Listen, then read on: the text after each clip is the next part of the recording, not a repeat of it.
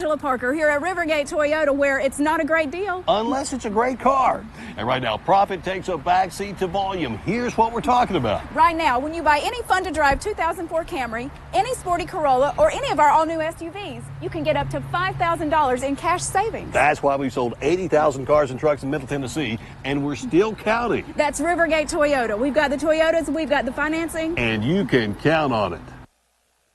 When kids' clothes get monster stains, it's time to pre-treat, right? Wrong. Stained clothes go right in the wash with Spray and Wash Pink. Pink removes stains better than detergent alone. Add the power of Spray and Wash Pink to your wash. Hey. Hey. So my parents are going out tonight. You want to come over? No, my mom's making baked potatoes. Potatoes come alive with the cheese and crunch of French's cheddar French fried onions. Potatoes?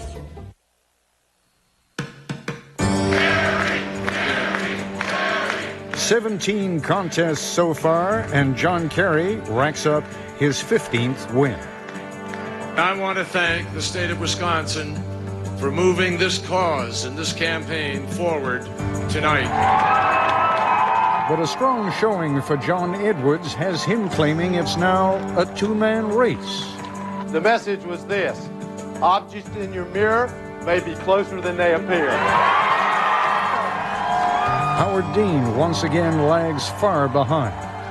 What happened? I know that some of you are disappointed because we didn't do as well as we'd hoped we would do in Wisconsin.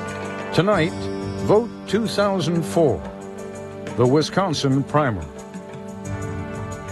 From ABC News.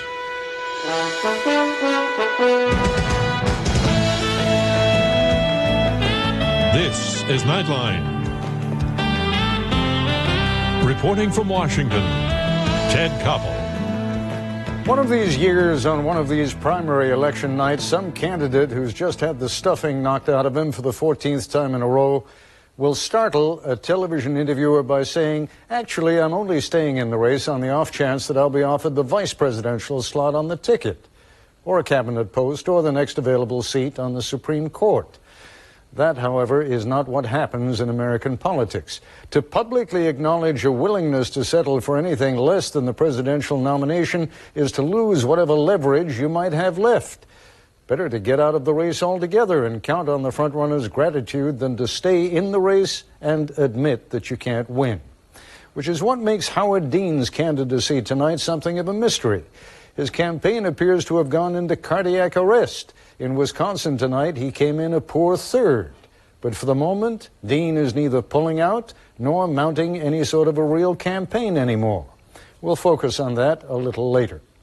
The winner in Wisconsin tonight is John Kerry. The margin over John Edwards, who came in second, is not altogether clear, but it's narrow enough to allow Senator Edwards to claim that he has beaten expectations, picked up momentum. Those claims are true, but may be increasingly irrelevant if John Kerry keeps winning elections. That's why at times like this, it's helpful to be able to turn to George Stephanopoulos, who anchors This Week and who knows something about presidential politics. George, what's going on tonight? Or what has gone on? What has gone on is Howard Dean's campaign has effectively ended tonight. He's 0 for 17. He's basically going to suspend campaign activities and figure out how to try to keep his crusade alive, keep his movement alive, even though his candidacy is not going to end in anything more than, a candidacy that had some great days early on. John Edwards does have bragging rights tonight. He came in a strong second place to John Kerry, but in the end, John Kerry has won again. He's now won 15 out of the first 17 contests.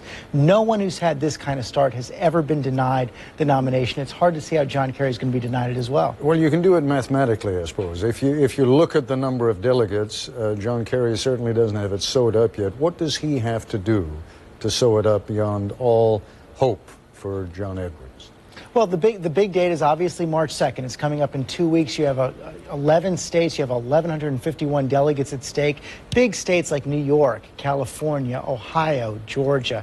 What he has to do is win a majority of delegates on that day. He already has 3 times the number of delegates that John Edwards has right now. If he has decisive wins on that day, he'll basically lock it up. But John Edwards now has what he wants. He does have a two-man race for these next 2 weeks. He's not only hoping perhaps to strengthen his chance for the vice presidency, but he's also hoping that in 2 weeks, a long time in politics, some bad stories can break on John Kerry, and he might be able to pull a big surprise on March 2nd. Is there anything he can do proactively to take it away from John Kerry, or does he have to count on John Kerry making a bad slip or someone putting the banana peel in his path?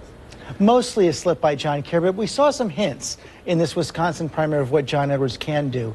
He beat John Kerry on the issue of economy and jobs. He beat John Kerry on the issue of trade. A lot of Democratic primary voters believe that foreign trade is costing American workers jobs. John Edwards very clearly said, I was against a North American free trade agreement. John Kerry was for it. He drew that distinction sharply. He's going to have to draw it even more sharply on March 2nd, particularly in the big states of Ohio and Georgia. Very quickly, George, the Kerry campaign, obviously, as recently as a couple of days ago, was hoping for a much bigger win than this. What went wrong?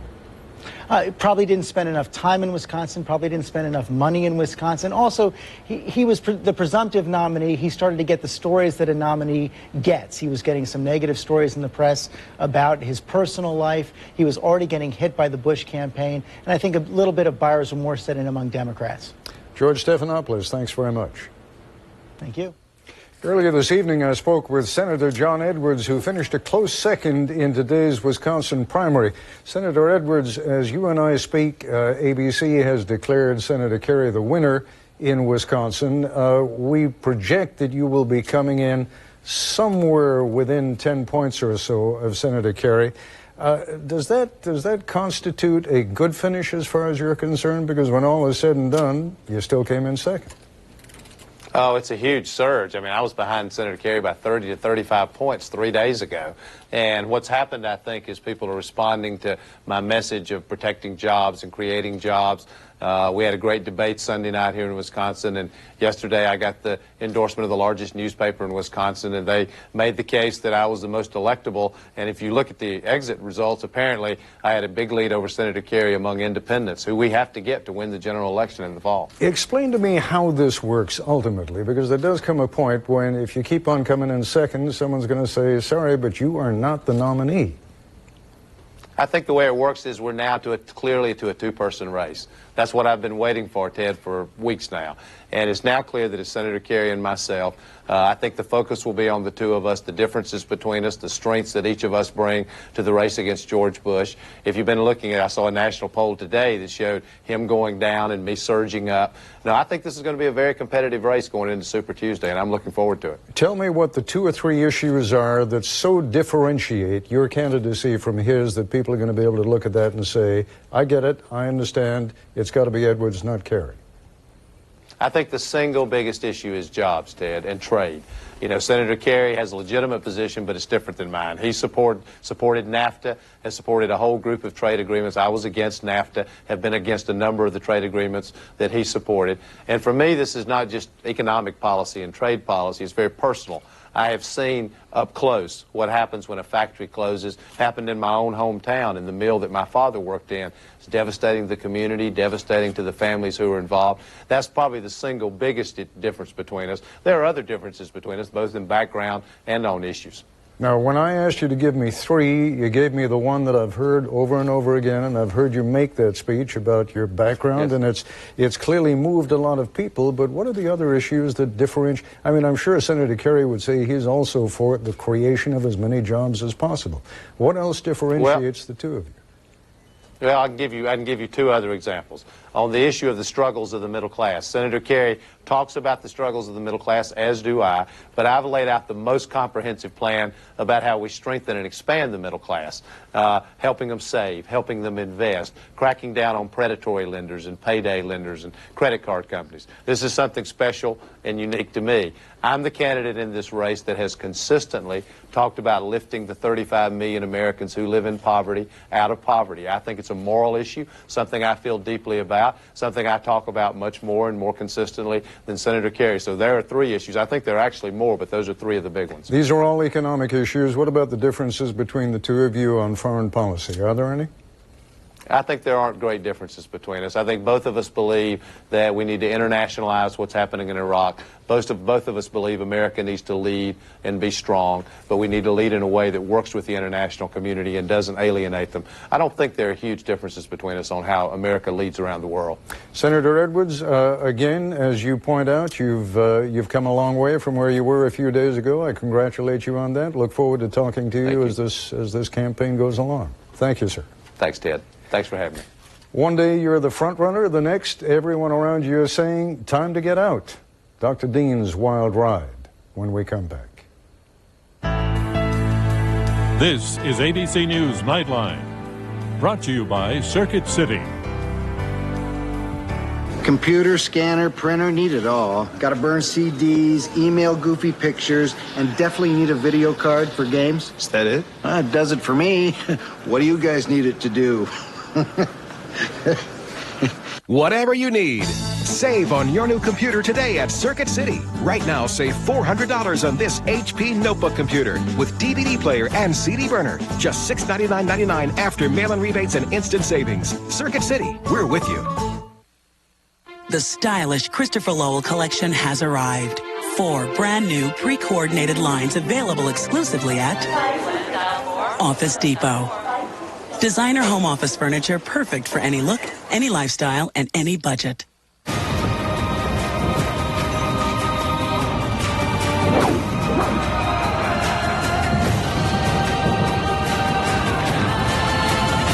Passion of the Christ. Rated R. Opens in theaters Wednesday, February 25th. From the mind that created The Stand, The Shining, and The Green Mile comes a world premiere television event. Stephen King's Kingdom Hospital, ABC Wednesday, March 3rd.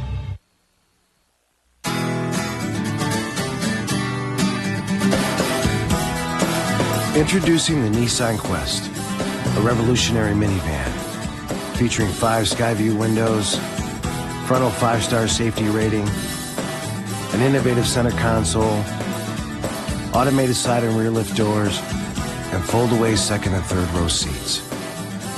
Moms have changed. Shouldn't the minivan? At Subway, we strive for greatness. Behold, fresh, crisp vegetables, meat sliced to perfection, creamy, delicious cheeses, and fresh-baked bread. So flawless, so superb, it's almost too beautiful to eat. But who are we kidding? It's delicious. Try Subway's Chop House Barbecue Sandwich. Rich, tangy barbecue on fresh-baked bread. Who better than Subway to create such a heavenly dream? Only it's not a dream. It's a sub. A really tasty sub. Subway. Eat fresh. In the Democratic contest so far, Howard Dean is batting 0 for 17. ABC's Dan Harris has been covering the former Vermont governor. I understand that a certain fatalistic realism is setting in among his staff, Dan.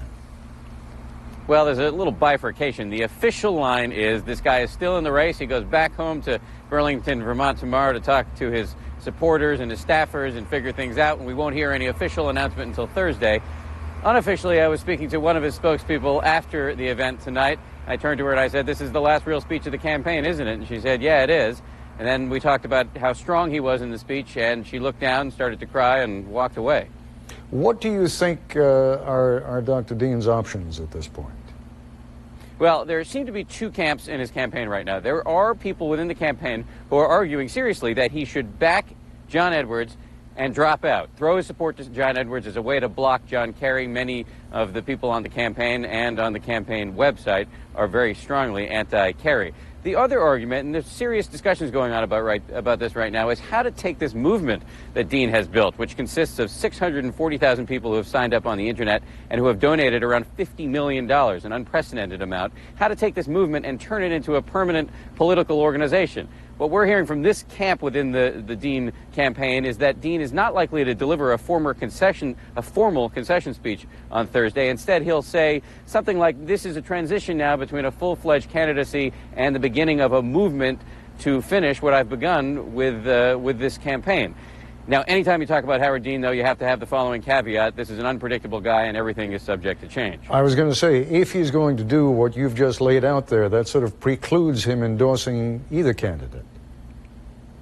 Right, and that's why I think there's this internal struggle going on in the campaign. But anybody you talk to from the campaign will say, yeah, we can voice our opinions, but nobody knows what Howard Dean is going to do except for Howard Dean. And right now, he's really acting from the gut, so well, it's going to be interesting to see what happens. Dan Harris, thanks very much. So how and why did Howard Dean fall so far, so fast? Here's ABC News senior correspondent Jim Wooten.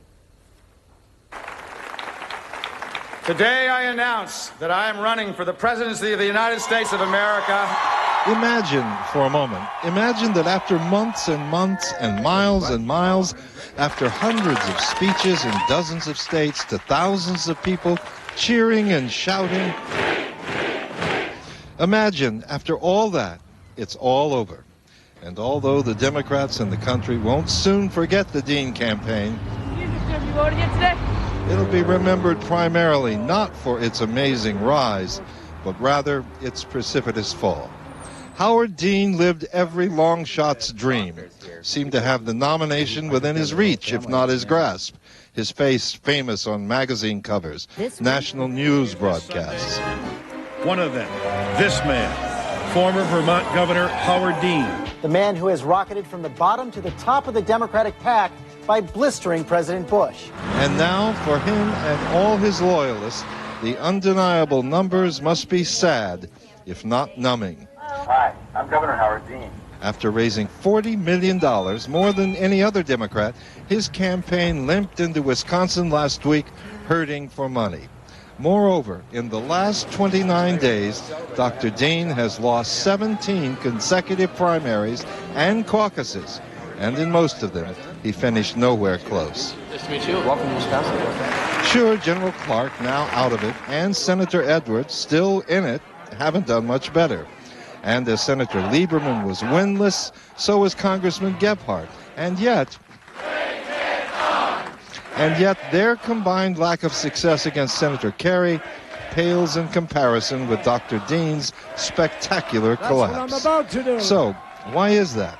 Well, there were baubles along the way, a flap over his personal records in Vermont, his untimely assessment of January's biggest news story.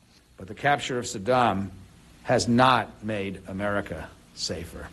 Still, it had to be something else, or at least something more than that, or his now infamous primal moment in Des Moines.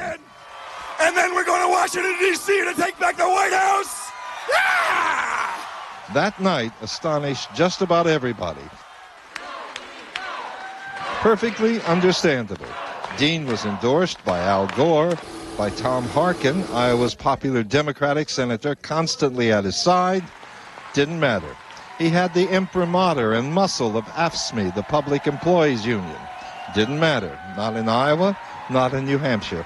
In fact, nothing he said... I don't think it's enough to change presidents. I think we need a real change in Washington. And nothing he did seemed to make any difference. He introduced his nearly invisible wife to a primetime audience. Temper? How often does he lose his temper around you? I can't remember the last time. He just doesn't get that angry. Hi, Dave. He tried a little humor on David Letterman. And the number one way Howard Dean can turn things around? Oh, I don't know. Maybe fewer crazy red-faced rants? Funny, but it didn't matter. His campaign manager, Joe Trippi, was replaced by a more experienced pro. Didn't matter. Yet everywhere Democrats were voting, north and south, coast to coast, day after day, Howard Dean labored on. And still, it didn't matter anywhere. In Wisconsin today, there was some effort to make some sense of it. He's extremely passionate about it, and I think ultimately that was his end, because you have to be able to temper that passion with a little bit of just, I don't know, civility almost. It's odd, isn't it? Few in his party disagreed with his positions, and he was applauded for the way he'd energized so many demoralized Democrats. Maybe a few voters were put off by some of Dr. Dean's edgier moments, and perhaps a few more by the absence of his wife from his campaign. But when the postmortems for 2004 are finally finished, the most likely explanation for the implosion of his campaign is this. Thousands of voters who were impressed with Dr. Dean and agreed with him, in the end, rejected him. That was evident even today, as Dean's still eager volunteers went looking for one more vote. Have you decided whom you're going to vote for? I'm thinking we're going with Kerry. I still think Kerry's the man. Alas. So in the end, here in Wisconsin, where the winter's as frozen as Howard Dean's future, here and everywhere, nothing really mattered except electability. And that cost him the prize. Close for a while, but no cigar. I'm Jim Wooten for Nightline in Madison, Wisconsin. Thank you. You all make me so happy. So is this a two-man race now? That conversation and more ruminations on Governor Dean when we come back.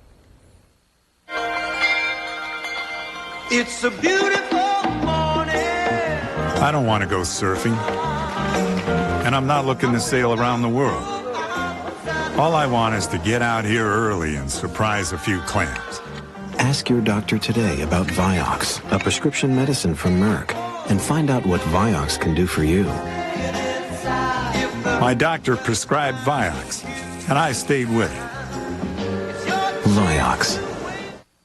Meanwhile, at dinner. Our network's been down for 2 days. Internet worm. Whoa. Our sales took a pounding. How did yours do? It hit our suppliers. You can never catch up. The twin brothers doom and gloom. Jeff, you're awfully quiet. Our network didn't go down. No? No. And get the check. Keeping business up and running. This is the power of the network. Now.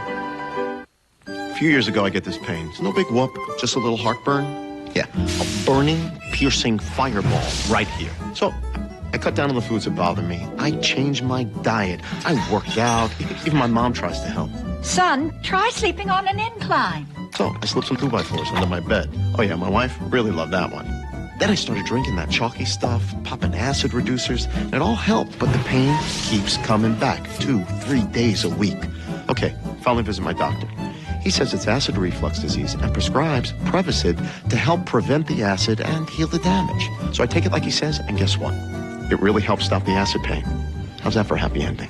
Prescription Prevacid actually helps prevent acid where it starts by turning off many of the pumps that produce it. Prevacid has a low occurrence of side effects such as diarrhea, abdominal pain, and nausea. Other serious stomach conditions may still exist. Ask your doctor for more information and if Prevacid is right for you. Help prevent the acid with Prevacid. Late night gossip on Jimmy Kimmel Live. Ken and Barbie are breaking up. I guess Ken has until Monday to get his miniature crap out of the dream house. Jimmy Kimmel Live coming up. Hi, I'm Howard Olds, and this is Faith Break. Did you hear about the guy on a diet who prayed for there to be no parking space at the candy store? Unfortunately, on his third trip around the block, he found a wide open space right at the front door. Temptation is bound to ring our doorbells, but we decide whether or not to let it in. Temptation is best handled by distance and rethinking, not by desire and obsessing. So the next time you're tempted, don't circle the block. Step on the gas and drive on by. My guest tonight, Mike Murphy, a political and media consultant whose clients have included Senator John McCain and Governor Arnold Schwarzenegger, and Ron Klain, Chief of Staff of Vice President Al Gore and an advisor to the presidential campaign of General Wesley Clark. All right, Murphy, I'm tired of buttering you up week after week and getting nothing but banalities. Give me a blinding insight here. What went wrong with the Dean campaign? Oh, Howard Dean forgot the big trick of the voters, which is they change the way they look at you once you're successful. He was a great insurgent, screaming, throwing lightning bolts. But when he got to the top, people started to see, could this guy be a president? And he wasn't ready to ride the wave he created. Campaign completely imploded. Now, does that mean, Ron Klain, that Senator Kerry has the same problem to worry about? I don't think so. I agree with Mike that I think that Howard Dean was a great candidate to send a message. But once the message got sent that voters wanted George Bush out of office, Democrats looked for someone else to be their next president. And I think John Kerry has done that. He's had an amazing record of success in the primaries. He won again tonight, and he did very well in Wisconsin among core Democratic voters. He clearly has the strong grasp on the voters he needs to get the Democratic nomination. If that is now so blindingly obvious, why did your former boss, Al Gore, endorse Howard Dean? Well, I think it was perhaps less obvious back then, and Vice President Gore needs to speak for himself. I supported Wes Clark. I think Democrats were looking for a future president, and I think that in a number of the candidates, but now clearly in Senator Kerry, we have someone who can take on George Bush and beat him this November, and that's, I think, what Democratic voters are most focused on right now. Mike, I must say I liked that line that Senator Edwards had tonight about sort of looking in the mirror. You know, things always look a little smaller when you're looking at them. I guess he meant in the rearview mirror, by which I guess he meant, watch out there, Senator Kerry. I'm pulling up on your outside there and pulling up real fast. Does he have a chance? I think he does, but it's slim. Edwards is a better candidate than Kerry. He's also more dangerous in the general election. If he'd had 2 more days in Wisconsin, I think he would have beat Kerry. The problem is, in 2 weeks, he's got a very big field of states where he has to break through. So far, he's been the king of almost breaking through. That won't nominate you. But if he can do well in Ohio, California, New York, and his home area of Georgia, which will be a big lift, but he has 2 weeks and about 12 media markets to go do it in, the week after that is all Southern. Texas, Florida, Mississippi, other places, he could break out. Now, with the exception of South Carolina, he didn't do that well. I mean, he didn't do well in Virginia, right? But he doesn't have Wesley Clark around to take a hunk of vote he ought to compete for. He's got a narrow chance. I think we had a classic, probably a dead cat bounce here, where he looks more alive than he is. But he does have a sliver of hope, and he's a good... When he parks in one state, he can beat somebody. The problem is he has a lot of states to handle and not enough money to magnify his campaign. So he's a long shot, but not completely impossible. Glimmer of hope for him. Ron? I think a glimmer. I mean, look, he did very well tonight in Wisconsin because Wisconsin's a state that allows Republicans to vote in the Democratic primary. Edwards did very well among Republicans and independent voters. Kerry won overwhelmingly among Democrats. It's Democrats who will vote in the primaries on Super Tuesday. That's a good sign for John Kerry. A good sign for Democrats overall, though, is that Wisconsin tonight, it's a state that Al Gore won by 7,000 votes in 2000. About 250,000 independents and Republicans showed up today to vote in the Democratic primary.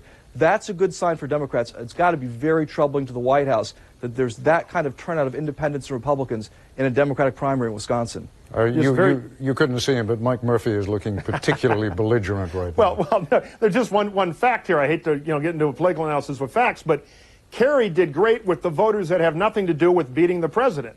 Edwards did well with the swing voters, the independents who came into the Democratic primary. Kerry did well with the base do caucus kind of voters that'll get you 42% in a general election. So Kerry, I think, actually showed a weakness today, not a strength. We've only got a few seconds left, but Ron, how serious an issue does money get to be right now? These guys are spending a lot of money trying to beat each other. They're going to need a lot of money to beat the president. Well, they are, but I mean, I think there's no substitute for the kind of free media attention that the Democrats are getting at this stage in the cycle. And I think that if everyone went away and John Kerry was left to play alone, there wouldn't be a lot of attention. You know, to some extent, John Edwards is like the Washington Generals to John Kerry's Harlem Globetrotters. It's very good for Kerry to win week after week after week. If he has no one to play, no one's going to show up to watch the game. And I think getting that free media attention is the most important thing for the Kerry campaign right now. Ron, Mike, we got to go. Thank you both very much. I'll be back in a moment. Epson T001. Canon BC31E.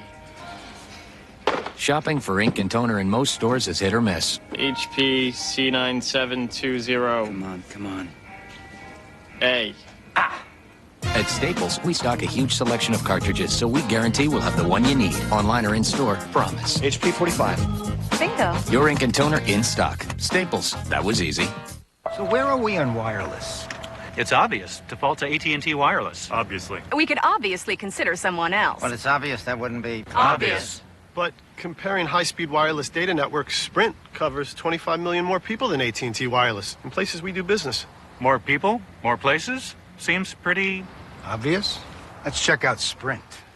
With more coverage, it's just so... self-evident. Get better high-speed data coverage. Get the facts at Sprint.com. One Sprint, many solutions. Wednesday, March 3rd, ABC invites you on an extraordinary journey. Something has awakened. You can't know that. An adventure into the unknown. Speak to us. Welcome to Kingdom Hospital. What happened here? Medical terms? Miracle. Where the past... Where am I? The world in between. And the present... These ridiculous rumors about Kingdom Hospital being haunted are about to collide. Did you see them? Stephen King's Kingdom Hospital, ABC Wednesday, March 3rd, 9/8 Central. Why's a rich guy like you riding a bus? Now you can win Jack stuff. A 2-year lease on his new Ford Thunderbird, or a trip on his private jet, or his Kawasaki motorcycles, or jet ski watercraft, or even a trip from Florida to Hawaii from Orbitz. Plus, you have a 1 in 4 chance of instantly winning other cool prizes. See rules or buy any medium or large combo meal, then sip, rip, and win. Yes! You might even win Jack's wallet. Dad? Don't ask. Announcing the Xterra World Championship Package, filled with options as tough as the race itself.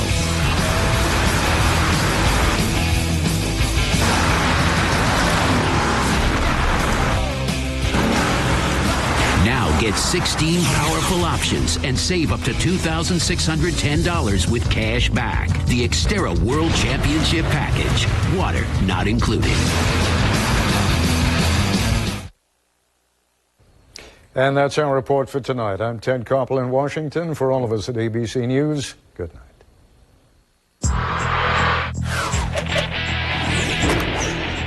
Wow, they say. You hit that thing just like a puck, Jerry. But I'm from Wisconsin, and I used to play hockey.